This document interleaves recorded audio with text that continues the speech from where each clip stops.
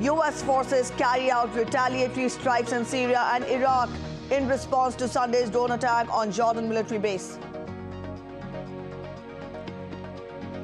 International Court of Justice rules that it will hear part of Russia-Ukraine genocide case.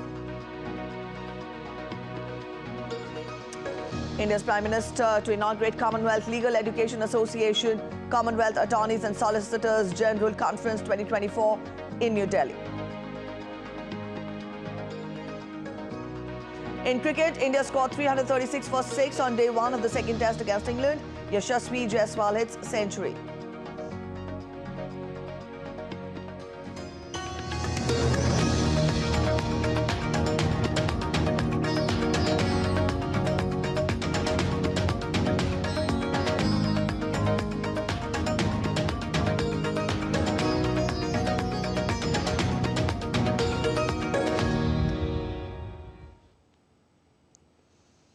Let's get to international updates first. Days after a drone attack in Jordan killed 3 American soldiers, the U.S. carried out retaliatory strikes in Iraq and Syria.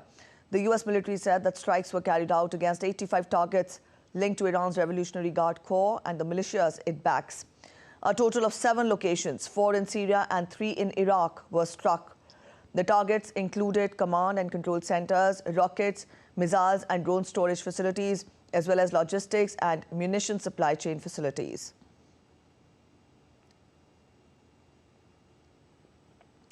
U.S. struck facilities of the Quds Force, which is the foreign unit of the Revolutionary Guards.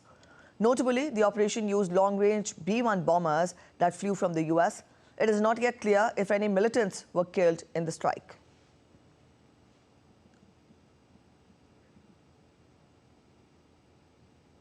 In a statement, U.S. President Joe Biden said that the strikes were carried out at his direction and that they will continue at times and places of the U.S.'s choosing.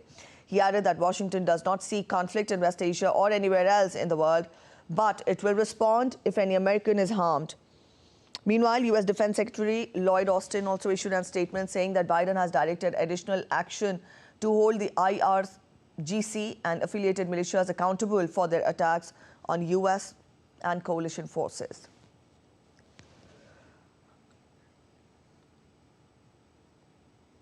Earlier, the remains of the 3 American troops killed in Jordan attack arrived in the U.S. President Joe Biden joined families of the fallen soldiers at the Dover Air Force Base, Delaware, for what the U.S. Air Force calls a dignified transfer of remains.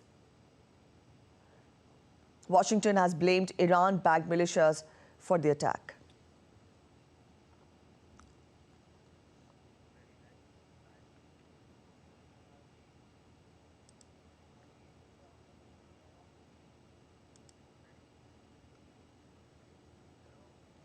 All right, DD India correspondent Nick Harper joins us from Washington, D.C. Nick, good morning. Now, we've told our viewers that no clarity has been still achieved as to any militants or terrorists had been killed in the strike. You get us the latest update on this first. That's right. Well, we heard a little while ago from John Kirby, the National Security Advisor to the White House, saying that it was still unclear if any militants had been killed or wounded, essentially saying that it really will have to wait until the light of day for it to become clear exactly the extent of the damage, but also the extent of the casualties. But he also went on to make clear, as has US Central Command, that they were very much targeting militant bases, that these were not civilian zones. They were doing everything that they could for these to be precision strikes, and therefore they're very much hoping that there were no civilian casualties in all of this. But we also know that this signalling by the United States over the last couple of days has meant that many of the militants who were in these bases are thought to have left ahead of time. Remember, the US, about 48 hours ago, said that it had decided that it would be carrying out strikes. The US President Joe Biden saying that the US had decided how to respond. And there was much debate debate here in the US as to whether or not that signalling should have been given to the militants, essentially a heads up. But it seems that perhaps Washington wanted to try and get some of the militants out of the area to limit the number of casualties and therefore not escalate the situation any further and prompt a response from Iran or any of the other actors within the region. All right, Nick. Also, we see US President Joe Biden reaffirm that Washington is not seeking for a conflict in West Asia or any part of the world, but if any American is harmed, it will respond. What repercussions of these strikes would be witnessed in the region? Well, that is the big fear, whether this has been a deterrence or the motivation for escalation. Now, the US is trying to send a message to basically say to any militants within the region that they will not go unpunished if Americans are killed or injured. So they want to send that message of deterrence. But of course, there is that huge fear that with this strike, there may come a counter-strike, either from some of the militant groups or potentially from Iran itself, who is backing these militia. Now, Joe Biden has said that he doesn't seek wider conflict. We heard the same from the Defense Secretary Lloyd Austin. But we also know from the president himself that this is just the beginning. He said in his statement that his response began today and it will continue at times and places of his choosing. So the US is saying it doesn't want to escalate the situation. It's not looking for a wider conflict, but it's also saying that it will continue to strike Iran-backed militia within the region, especially if there are US casualties as a result of any other attacks going forward. All right, Nick, we'll leave it here. Thank you so much for joining in with those details. And the International Court of Justice will go under trial for a case in which Kyiv argues that Russia has falsely accused Ukraine of genocide in eastern part of the country. A panel of 16 judges will rule at a later stage on whether or not Ukraine committed genocide in the Donetsk and Luhansk areas of eastern Ukraine, now occupied by Russia. The case was put before the court days after the start of Russia-Ukraine conflict in February 2022. Last year, lawyers for Moscow urged judges to throw out the entire case, stating that Kyiv's legal arguments were baseless. But judges found that the court had the jurisdiction to hear just a small part of the original case on Friday.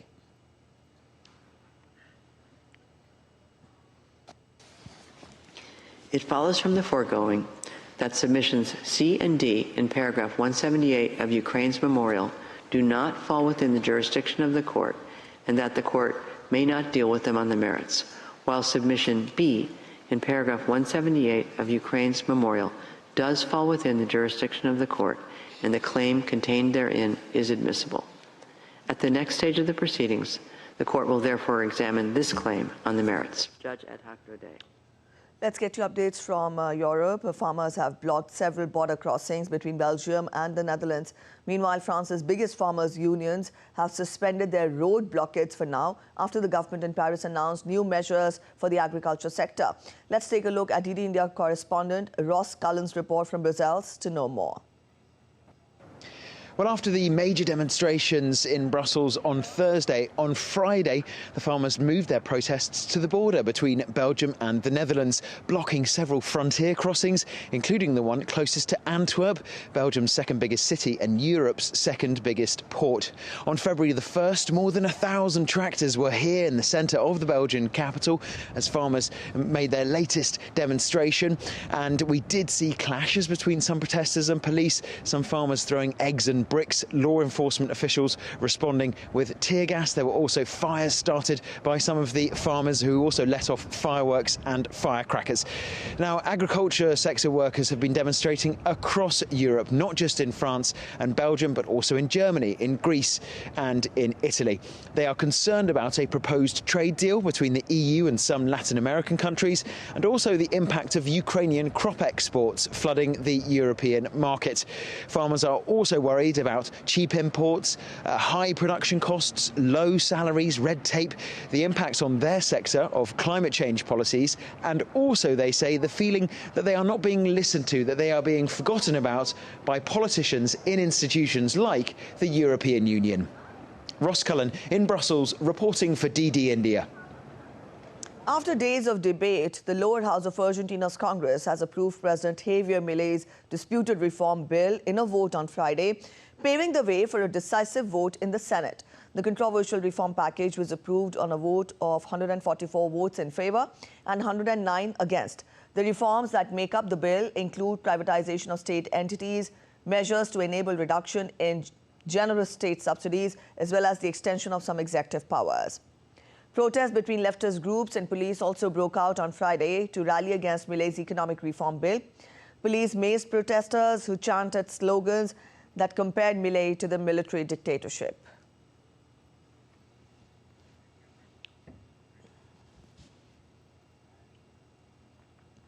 Officials have launched an investigation of a gas blast that killed at least 3 people in Kenyan capital, Nairobi. The Kenyan Red Cross says nearly 300 others have been hospitalized, including at least 25 children. Let's take a look at DD India correspondent Isabel Nakiria's report from Kampala. The government says a lorry loaded with gas cylinders exploded, igniting a fireball that spread out to nearby residences and businesses. Workers were said to be refilling gas cylinders when the blast took place, and some of them went flying. The truck was parked at a cooking gas plant, which is located near a residential area in the Embakasi neighborhood in Nairobi. The incident happened towards midnight on Thursday, and many people were in their houses. People were seen running and screaming moments after the blast. Firefighters contained the fire by Friday morning, but authorities say the death toll is likely to rise. Now, many have been displaced and commercial properties worth millions of dollars destroyed in the inferno. Concerns have risen over the construction of industrial sites near residential estates, which can pose a risk. In a statement, the Energy and Petroleum Regulatory Authority said the plant was illegal and that it had rejected plans for the construction of the gas plant. Kenyan police have arrested a guard at the plant as he was in charge of the premises at the time of the blast. The Nairobi city governor says the company must take responsibility for the incident. Isabel Nakiria reporting for DD India in Kampala. Up next, we take a look at other stories making it to the headlines from across the globe now. A set of 6 individual Air Jordan sneakers worn by Michael Jordan during NBA Finals were sold for $8 million on Friday at an auction in New York, setting a new global auction record for game-worn sneakers. The shoes, worn by one of basketball's greatest players in the clinching games of his 6th career NBA Finals championships, became the second highest prize achieved for Michael Jordan's sports memorabilia. Apple fans swarmed the company's flagship store in New York on Friday to get their hands on Vision Pro headsets, Apple's first new product in 7 years that went on sale in the US. The mixed reality headset allows users to watch immersive videos and interact with their surroundings. It costs $3,499 and includes 256 GB of storage. Brazilians gathered at Rio's Copacabana beach on Friday to pay tribute to Yemenia, the Afro-Brazilian queen of the sea. People celebrated her by singing and dancing around her statue set up on the beach. The tradition was brought over to Brazil by African enslaved people hundreds of years ago. Tens of thousands of people filled the Chinese traditional temple garden on Friday to see the dragon lanterns ahead of the upcoming Lunar New Year of the Dragon, which falls on February 10th. The Lunar New Year is the most important festival in China, as it is the only holiday in the year that most people travel back home to spend time with their families and relatives.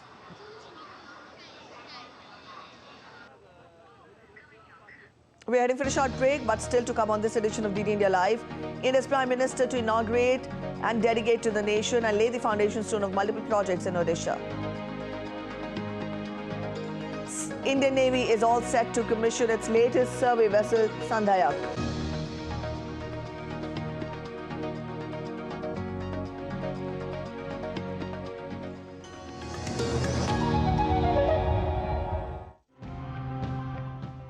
modern industrialized world is producing more toxins than ever before. Water quality across several parts of the world is getting worse. We need to have these wastewater treatment plants. Government is carving out localities here and there and releasing all the sewage water into these lakes. When we analyze all this, the food, constituted to the food, had heavy metal. With biotanks, the sewage water gets recycled. It can be used for different purposes or drained into the ground. Shipwrecks are a major problem, and airtight international rules are needed to make a difference. To 10% of a giant ship's weight is made up of asbestos, heavy metals, oil and other toxic substances.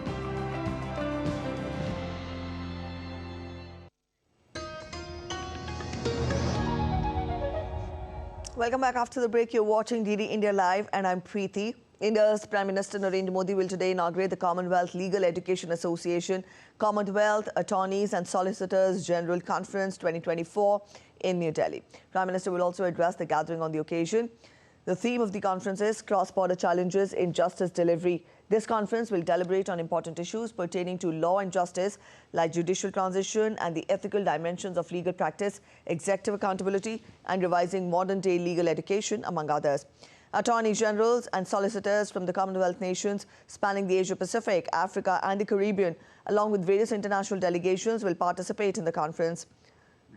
The conference serves as a unique platform by offering a forum for interaction among different stakeholders in the Commonwealth legal fraternity.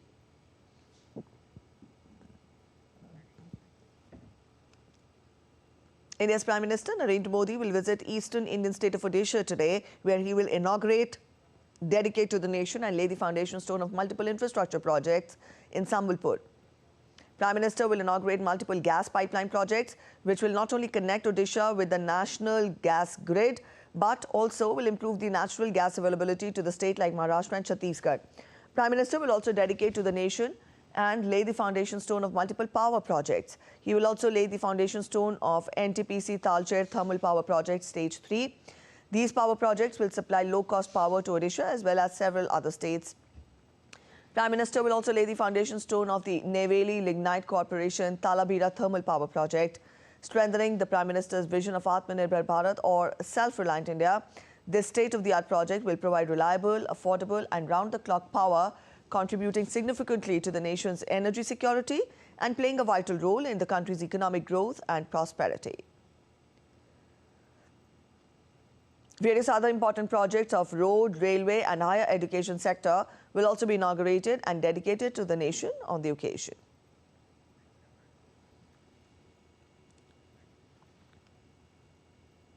MRF has positioned itself as a prominent supplier of aircraft tyres to the Indian Air Force, emerging as the nation's foremost tyre manufacturer catering to the defence needs.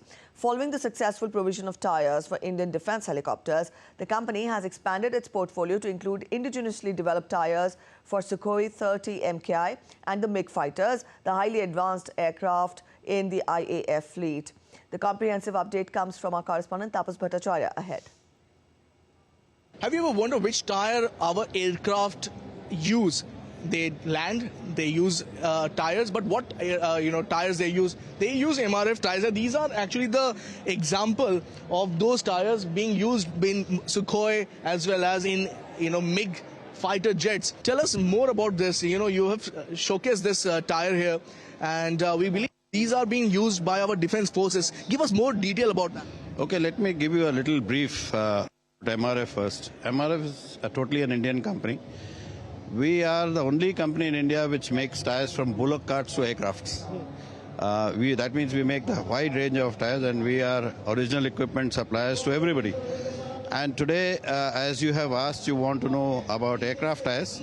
So let me tell you from where we started. We started in 2009. Slowly we graduated into aircraft tyres, came into Sukhoi. And now, today I'm proud to say that all the MiGs and the Sukhois which Indian defence have are 100% on MRF. So we don't make tyres for commercial aircrafts at the moment. We make tyres only for our defence. And we are a very large supplier, or the only supplier of tyres to HAL. And HAL today even has got service contracts with other countries, and therefore the tires have to go, they go through HAL. Azerbaijan was the place where they won the FIA award, and that too back-to-back, if I'm not wrong. Yeah, this is 2 years in a row. 2 years in a row for a company that's a Make in India, making their name, making their presence felt in outside the country and around the globe. With Camera personally, this is Taposh Bhattacharya for DD India from Delhi.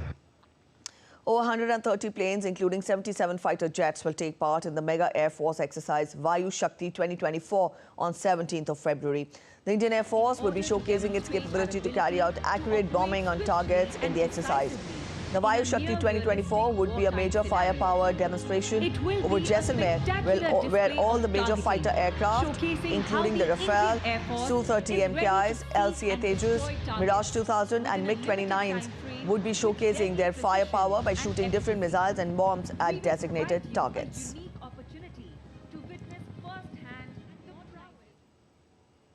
We plan to conduct this exercise Vayu Shakti 2024 to showcase the full spectrum of operations that Indian aerospace power can take on, and it is going to be conducted in a near realistic scenario. What we are ensuring is that it is not only that we are giving practice and showcasing our equipment or the capability of the crew which is operating the equipment, but also we are showcasing how we can take on a task in a coordinated manner.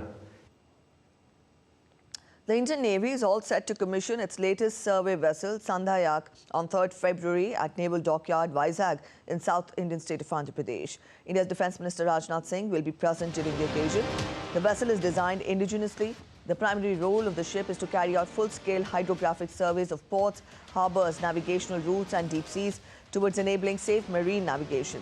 Sandhayak was delivered to the Indian Navy on December 4th after completing a rigorous and comprehensive trial program both in the harbour and at sea.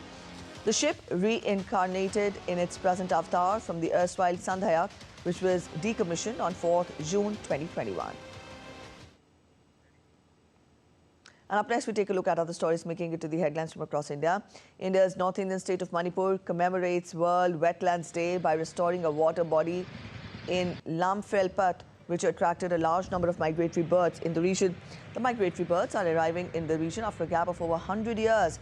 The state government is also making efforts to revive the wetlands, which have disappeared. Manipur has only 132 wetlands now. On the occasion of World Wetland Day, Secretary General, Ramsar Convention of Wetlands, Dr. Masunda Mumba visited Indore's Ramsar site in the Indian state of Madhya Pradesh. At the event, Dr. Masunda said that the ongoing work to conserve water and save biodiversity in India under the leadership of Prime Minister Modi is commendable and inspiring. Amid heavy snowfall, tourist footfall from around the world has increased in Gulmarg region of India's Jammu and Kashmir. Gulmarg, a renowned tourist spot, turned into a winter wonderland with heavy snowfall, and it happens every year. In addition to being a popular tourist spot, it also attracts skiers from all over the world. On to sports now. Opener Yashasvi Jaiswal produced an unbeaten 179 to steer India to a commanding 336 for 6 on day 1 of the second test against England in Visakhapatnam. The 22-year-old smacked 5 sixes and 17 fours in his career-best knock, seemingly unfazed by his batting partner's poor shot selection. Ravichandran Ashwin was keeping Jaiswal company on 5 when stumps were drawn.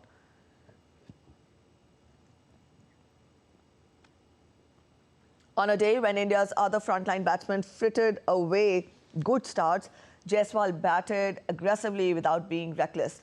Rohit Sharma's decision to bat left England with the daunting task of batting 4th on a wicket, which promises runs on the first couple of days before spinners start dictating terms. England leads the series 1-0.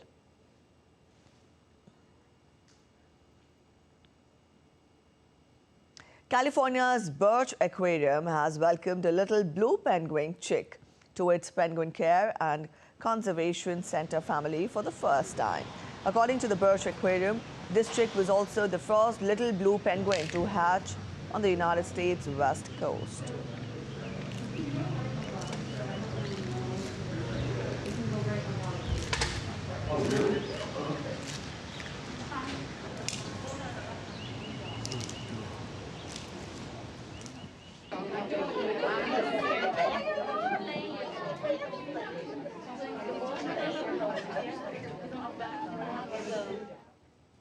All right, that's it in this edition of DD India Live. But let us know your thoughts on the news of the day. You can connect with us on Facebook, X, and also Instagram.